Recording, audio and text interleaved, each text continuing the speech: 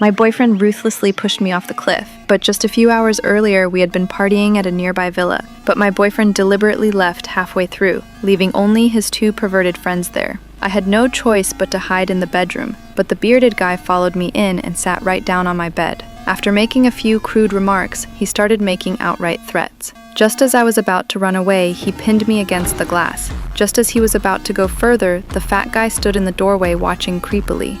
Alors si tu veux en profiter, tu entres, sinon tu te casses et tu fermes la porte. Then he closed the door and turned the TV volume up to maximum. When I woke up, my boyfriend was hovering over me. Everything's okay. I fixed everything. That's the amount I transferred to an account for you. You can use it as you please. He said that as long as I took care of those two men, he would give me a large sum of money. I was instantly devastated and threatened to call the police if he didn't take me home, but he punched me to the ground. Who the fuck do you think you are? You little whore? Dare threaten me or fuck things up in my life? In desperation, I took the opportunity to escape outside. When he noticed, he immediately chased after me. The two men quickly sprang into action when they saw this. I ran barefoot over the rocks, and soon they cornered me at the cliff. Look at me. I'm sorry about the slap. I didn't mean to hurt you. Then he pulled out his phone. I'm calling the chopper. I don't want to hear another word about it. Seeing that he was going to take me home, I let my guard down, but the next second,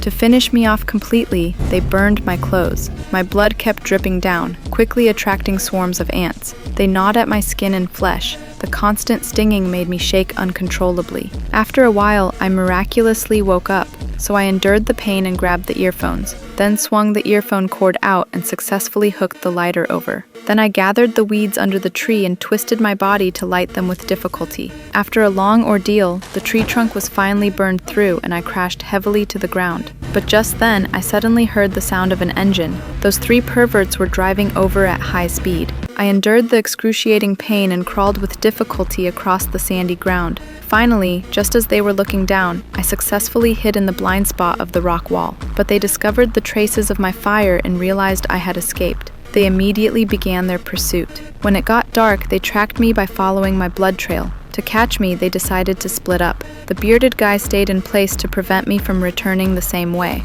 I escaped in the river for a long time and soon spotted the fat guy on the shore. I quickly hid underwater, then I crawled along the riverbank trying to get close to his motorcycle. When he wasn't paying attention, I set my sights on the hunting rifle behind him.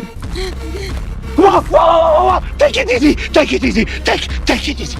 But just as I made up my mind and pulled the trigger,